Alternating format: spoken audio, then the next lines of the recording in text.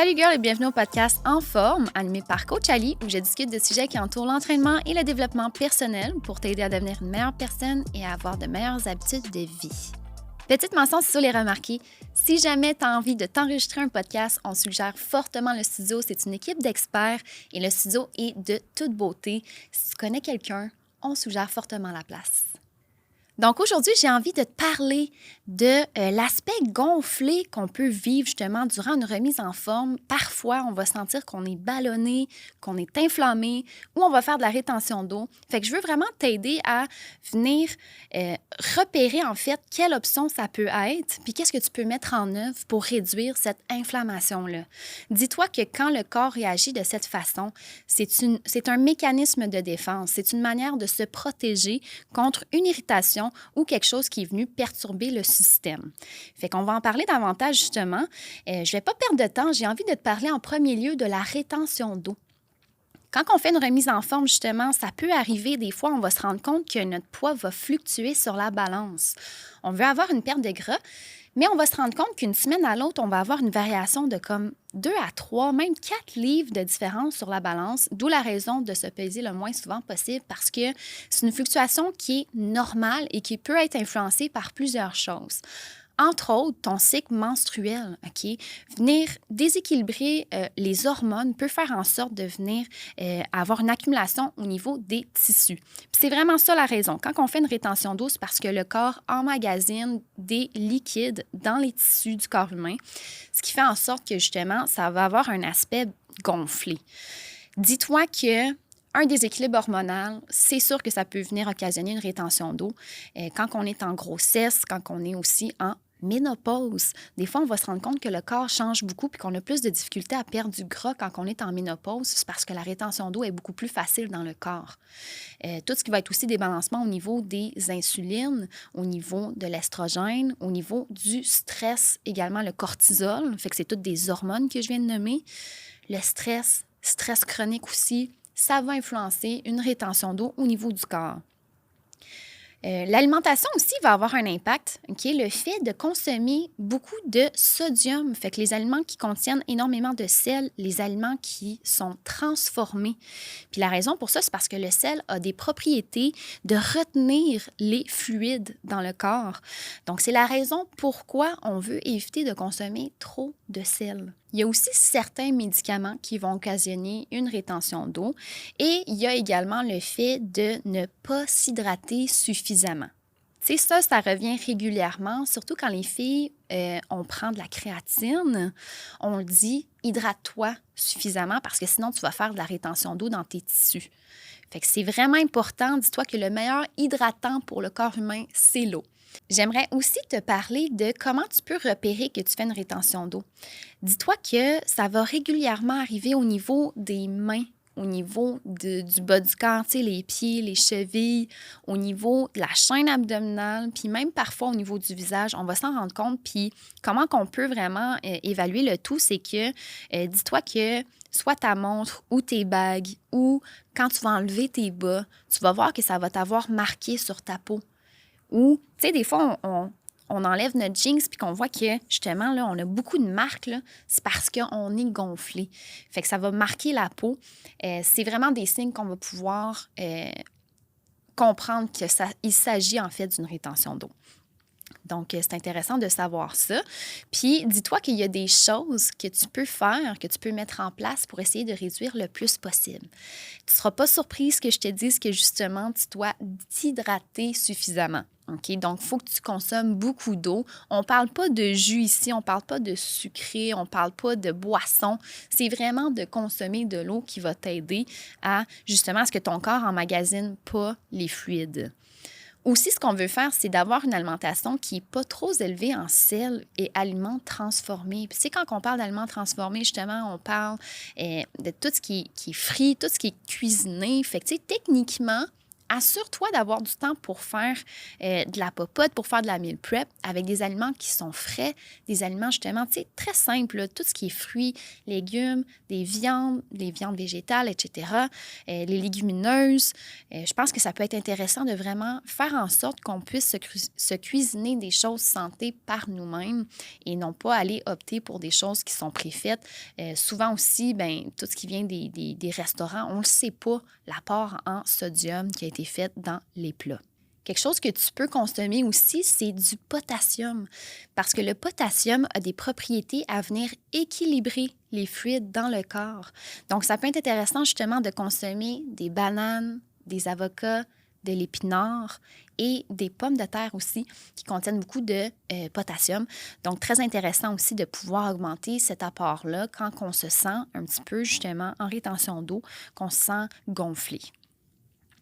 Finalement, petite chose à éviter, tout ce qui est alcool et caféine. Hein? Tu le sais que ça, là, ces deux aliments-là ont tendance à déshydrater ton corps. Fait qu'on veut absolument les éviter à tout prix, on s'entend. Ensuite de ça, dis-toi que là, je viens vraiment de closer tout ce qui était la rétention d'eau. J'ai envie de parler de tout ce qui est ballonnement, tu sais, comme aspect gaz au niveau de la chaîne abdominale, tout aspect de comme se sentir inflammé.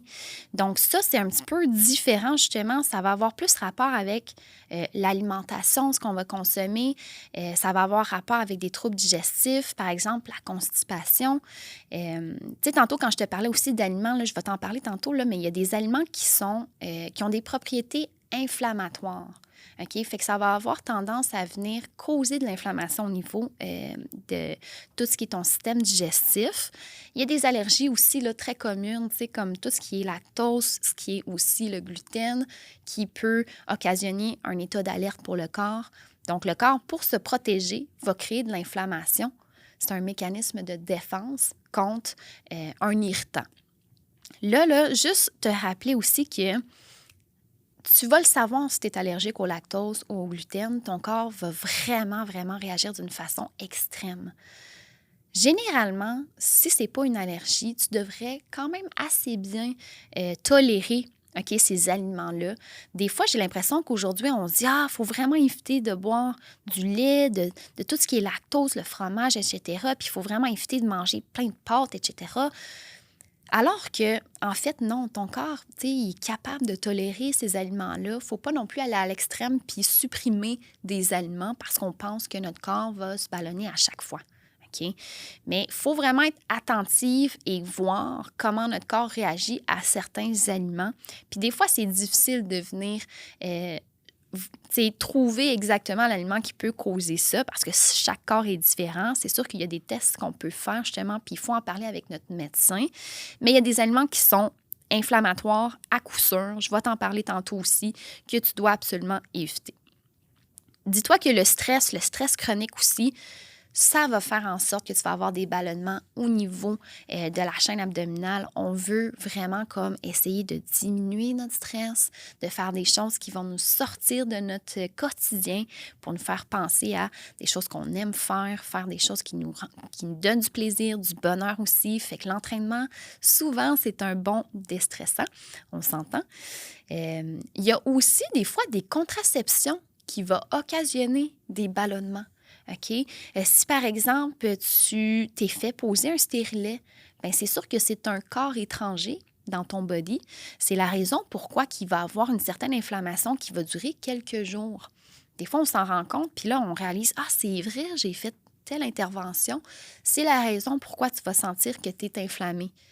Puis, comme je l'ai dit tantôt, bien, tout ce qui est trouble digestif, fait que, surtout la constipation, ça va venir aussi causer des douleurs, fait que c'est un petit peu plus désagréable. Des fois, tout ce qui est ballonnement puis inflammation, on va sentir qu'il y a une douleur aussi qui est associée à tout ça. Versus la rétention d'eau, que c'est juste qu'on est comme gonflé, puis il y a un aspect qu'on est capable de comprendre qu'il y a une différence au niveau visuel. Mais au niveau de l'inflammation, là, c'est comme des fois, il va y avoir aussi des inconforts, une sensation aussi de sensibilité. Donc, c'est un petit peu facile aussi de faire la différence entre les deux. Donc, les aliments qui sont inflammatoires, que j'ai envie de discuter avec toi, justement, il y a tous les aliments qui vont avoir du sucre ajouté.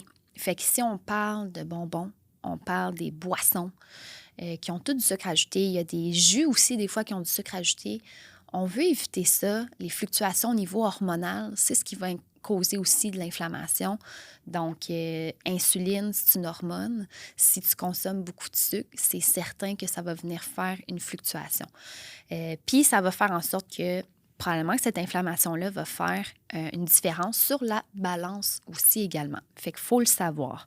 Ensuite, il y a les glucides qui sont raffinés. Fait que tout ce qu'on parle de pâtisserie, tout ce qu'on parle de ce qui est cuisiné avec de la farine blanche, on parle de croissants, on parle de, des chocolatines, par exemple, des pains, etc. Fait qu'il faut faire attention de ne pas trop en consommer parce qu'effectivement, pour notre système digestif, on peut créer de l'inflammation puis des gaz à ce niveau-là. Tout ce qui est les aliments transformés, j'en ai parlé tantôt, fait que les aliments transformés, tout ce qui est frit, tout ce qui est aussi, tu sais, qui peut avoir une haute teneur en sodium, on veut éviter ça. On essaye le plus possible de cuisiner nous-mêmes avec des aliments qui sont santé. Je vous en parlerai justement des aliments qui sont santé qui peuvent aider à l'inverse à avoir un effet anti-inflammatoire. Il y a tout ce qui est aussi les graisses saturées et les gras trans, fait qu'on répète encore une fois les aliments qui sont frits. Puis les produits laitiers aussi qui sont riches en matières grasses, fait qu'on parle, tu sais, le lait, la crème, le fromage aussi. OK? C'est tous des aliments qui peuvent effectivement avoir des propriétés qui sont inflammatoires pour le corps. Il faut le savoir, il faut en être consciente. Puis finalement, il y a aussi une nouvelle recherche qui a été faite dans les dernières années. Justement, ils se sont rendus compte que tout ce qui était les acides oméga 6 vont venir créer de l'inflammation au niveau du corps humain. Fait que l'oméga 6, dans le fond, on le trouve beaucoup dans les huiles végétales. Tu sais, comme tout ce qui est l'huile de palme. Ça, l'huile de palme, on veut vraiment y rester loin, là, le plus possible. On parle aussi de l'huile de maïs, l'huile de soya. OK? Fait qu'on veut faire attention à ces huiles-là. On opte un petit peu plus pour des huiles qui sont plus santé, des huiles comme l'huile d'avocat ou l'huile aussi d'olive. Je cherchais mon mot.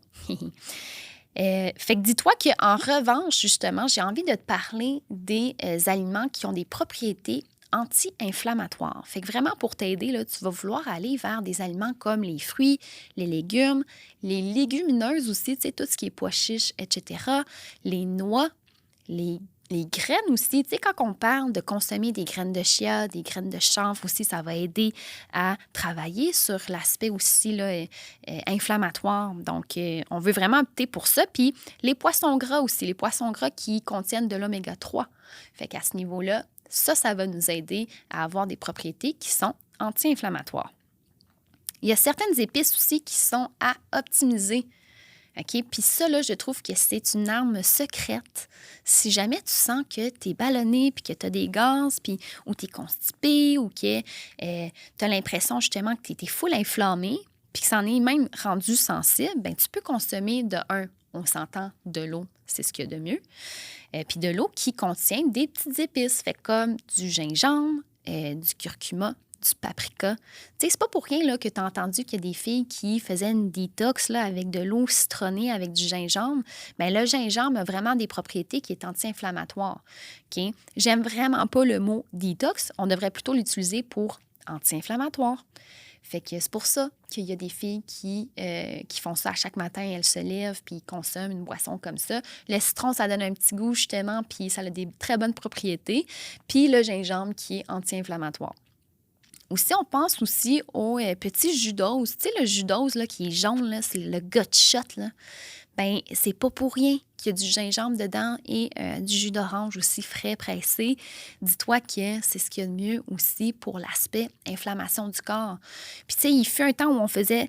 Tu sais, je pense qu'il partageait beaucoup le fait de faire une cure, de boire ce jus-là durant 1 mois de temps. Mais c'est parce que c'est son effet anti-inflammatoire sur le corps. C'est ce qui fait en sorte qu'on vient réduire tout ce qui est l'inflammation. Fait que des fois, on va se dire « Wow, tu sais, j'ai bu ça puis j'ai perdu full de poids sur la balance. » C'est probablement juste ton inflammation que tu as perdue.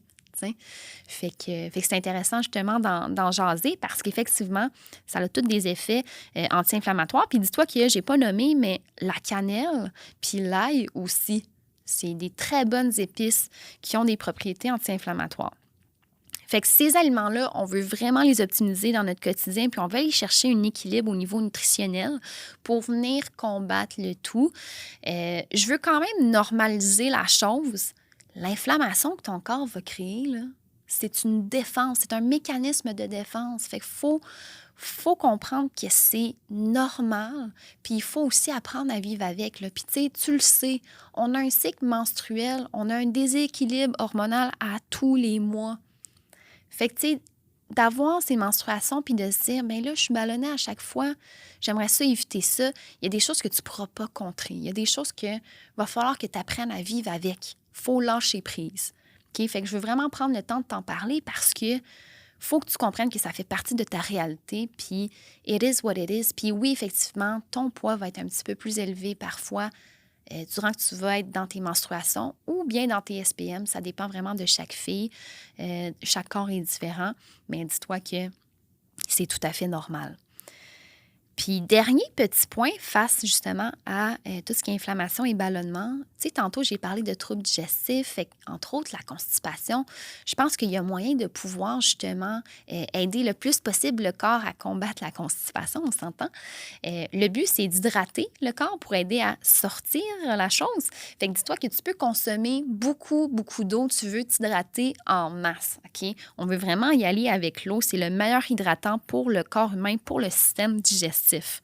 Ensuite de ça, tu veux vraiment optimiser avec des fruits qui ont beaucoup de fibres. On dirait que j'ai voulu dire les deux en même temps.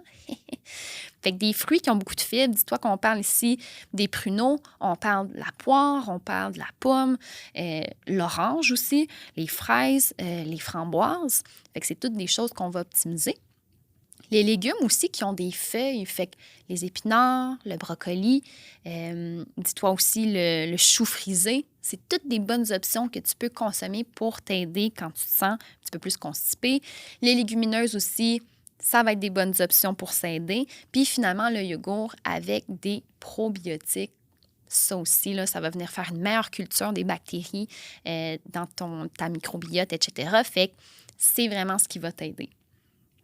Fait que j'espère que tu as pu comprendre que c'est une réaction normale du corps, que justement, il y a certaines choses qu'on peut mettre en place pour venir s'aider.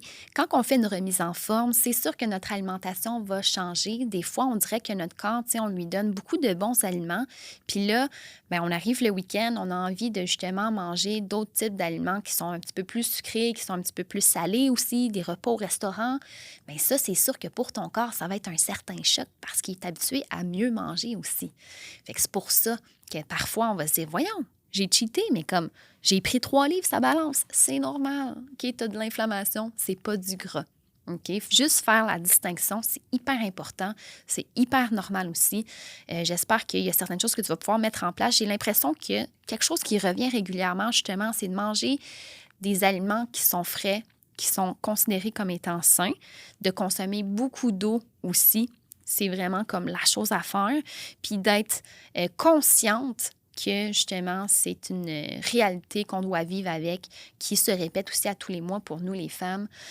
Donc, c'est tout à fait normal.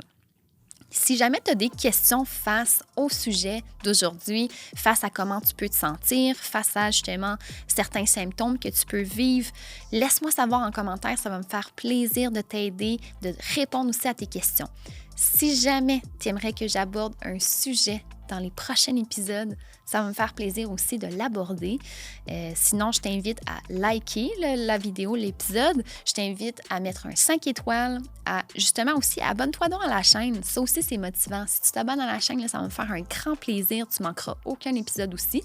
Puis, on partage l'épisode avec une amie que tu sais que ça peut être pertinent et qui a besoin d'entendre ça. Donc, on se voit à un prochain épisode.